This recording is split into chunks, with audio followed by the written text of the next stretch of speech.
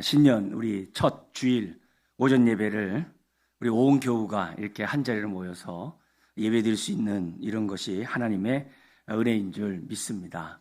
우리가 다 온전히 깨닫지 못하지만 훗날에 주님 나라 가서는 우리가 이렇게 예배드린 것이 얼마나 소중하고 하나님의 인도 가운데 은혜 가운데 우리가 예배를 드려야 되는 것을 우리가 알겠죠. 어쨌든 우리가 이 땅 가운데 있으면서 주 안에서 이렇게 한 가족으로 묶어주신 우리 주님께 감사하고 하나님께 영광 돌립니다. 그리스도가 우리를 받아주심으로 하나님께 영광을 돌렸듯이 우리도 서로 받아주면서 그리스도 몸을 세워가는 저와 여러분들이 되어야 될 줄 믿습니다. 영아 유치부에서부터 시작해서 소망 다락에 이르기까지 사랑의 줄로 엮어주신 우리 하나님께 감사하면서 힘써 지켜나가는 저와 여러분들이 되었으면 좋겠습니다. 오늘 우리 목사님 오래 많이 설교하면 어떡하나 이렇게 선생님들이 조바심할 것 같아서 오늘 원포인트로 짧게 합니다. 그래야지 우리 주일학교 아이들이 다음에도 또 하자고 그러지 않겠어요? 그죠?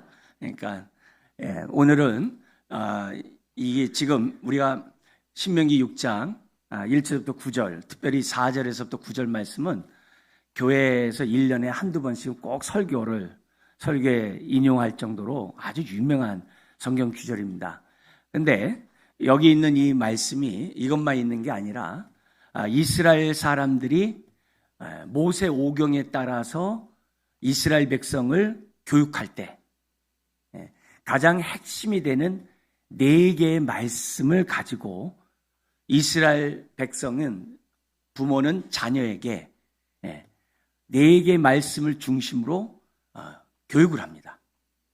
근데 그 교육이 가정에서부터 굉장히 철저하게 이루어집니다.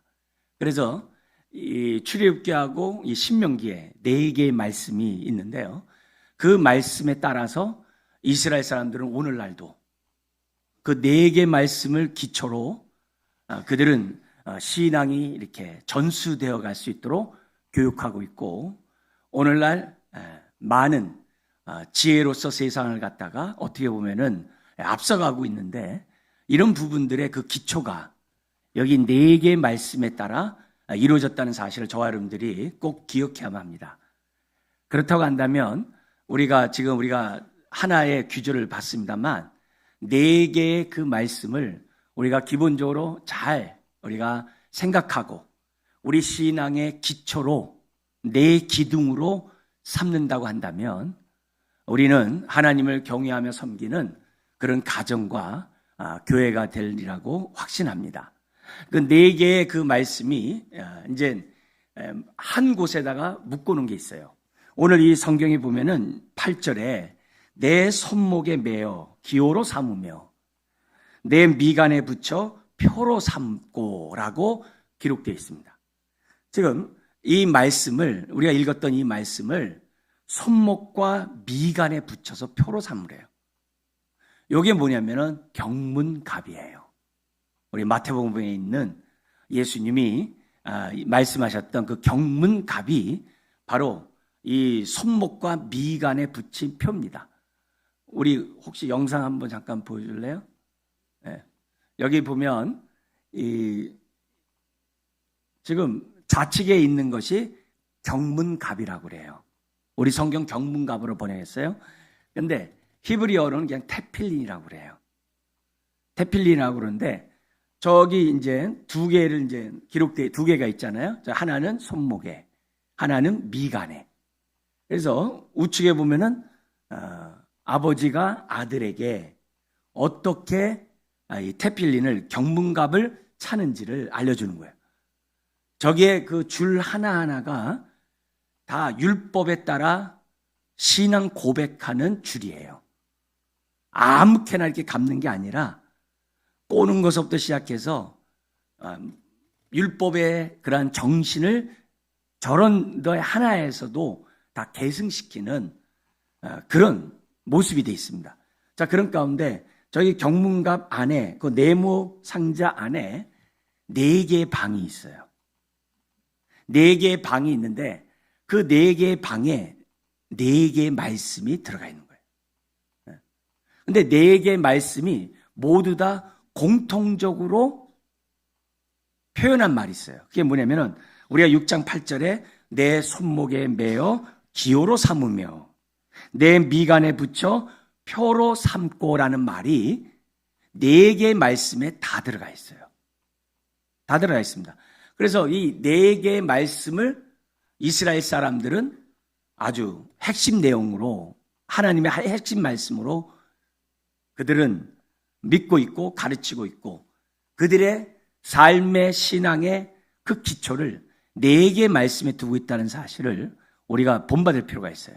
자, 그러면 우리가 지금 하나만 읽었는데 4개의 말씀이 저 태필린 안에, 그 안에 4개 방에 하나하나씩 들어가 있는데 어떤 말씀이 들어가 있냐면은 출애굽기에 하나님이 이스라엘 백성을 애굽에서 건져 나올 때 6월절에 우리 하나님께서 6월절 절기를 지키면서 하나님이 너희들을 출애굽시켰던 그 구속의 은혜를 기억하라고 하는 말씀이 있어요. 그게 어디 나오냐면 출애굽기 13장 1절 10절에 있어요. 출애굽기 13장 1절 10절에 있는데 그 핵심이 첫 번째 방에 하나님의 구속의 은혜가 딱 들어가 있어요. 그러니까 이스라엘 백성들은 항상 자신들의 신앙생활 할 때마다 뭐냐면 하나님이 우리를 구원하셨다. 그 생각을 한순간도 잊어버린 적이 없어요. 그리고 그 경문갑이 안식일 날, 유대인들은 안식일 지키잖아요. 안식일 날 회당에 가서는 다 뺍니다. 다 떼요. 근데 안식일 외에 나머지 날들은 매일 경문갑을 차면서 우리로 표현한다면 quiet time을 해요. 하나님 말씀을 묵상하고 하나님께 기도를 해요. 항상 경문갑을 차고 300일 동안에 한 번도 안 찬 적이 없어요. 그만큼 철저하게 매일 4개의 말씀에 근거해서 그들이 하루를 살아가요. 첫 번째가 뭐라고요? 구속의 말씀.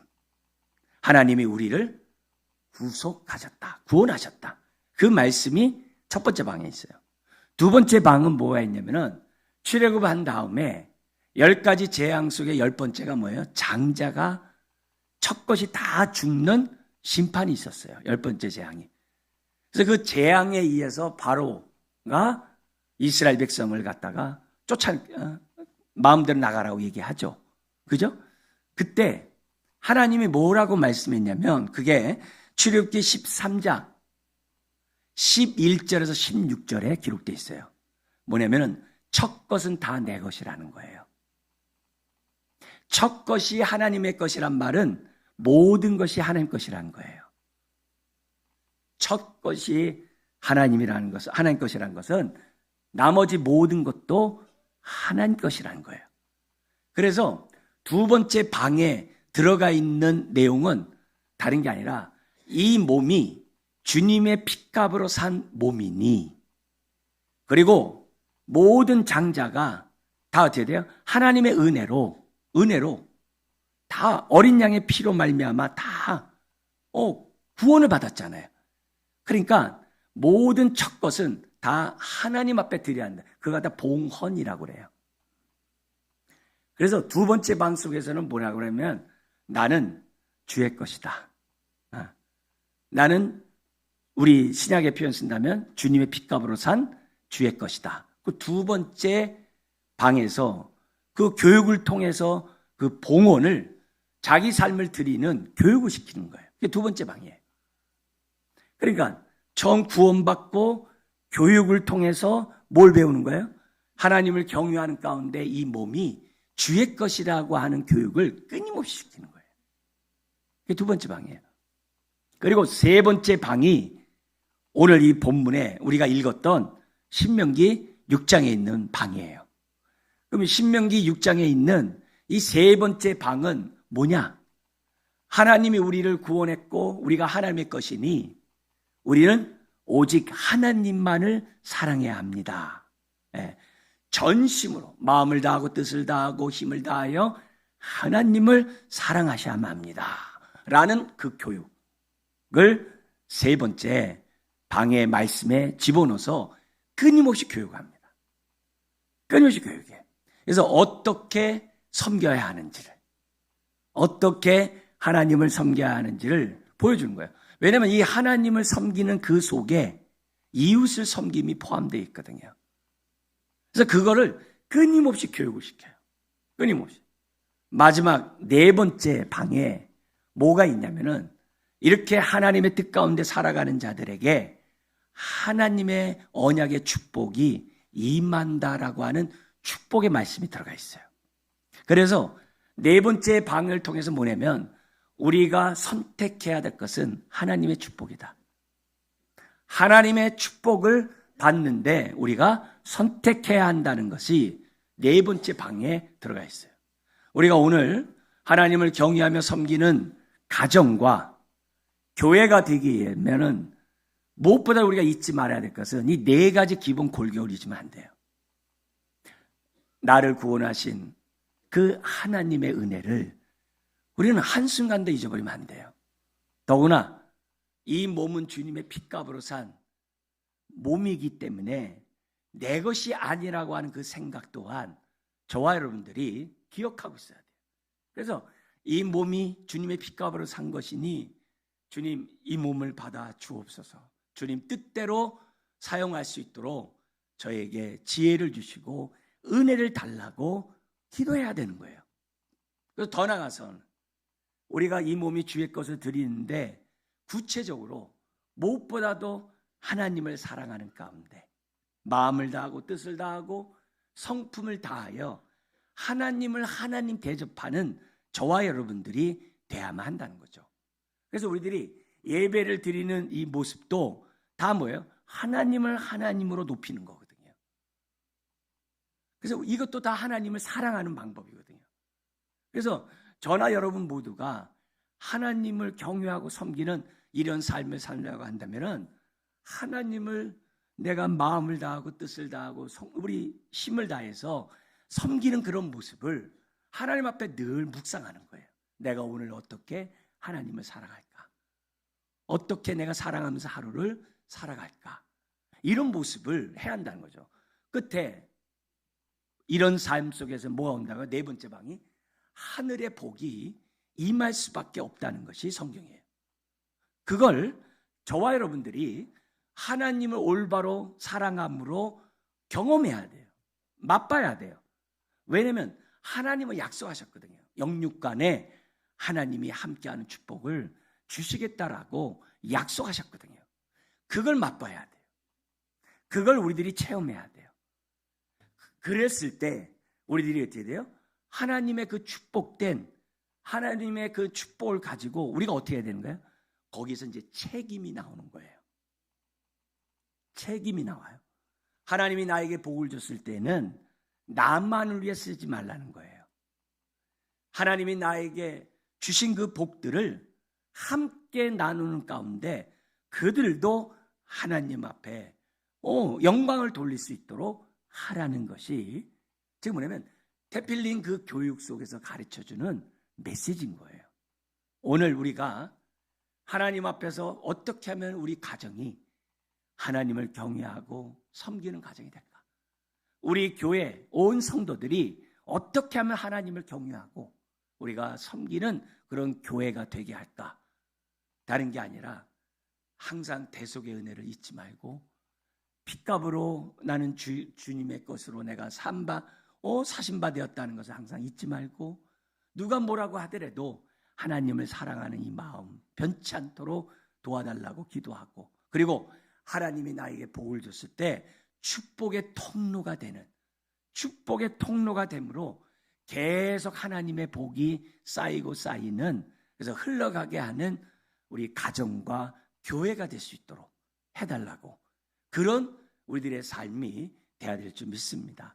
우리 25년 우리 온 교우들이 함께 모여 우리 예배드리는 이 시간 다시 한번 내 모습에 이 네 가지의 말씀을 기초로 잘 삼고 날마다 이 네 가지 말씀을 묵상하면서 우리 하나님의 기쁨이 되는 저와 여러분들 되길 주의 이름 축원합니다. 기도하겠습니다.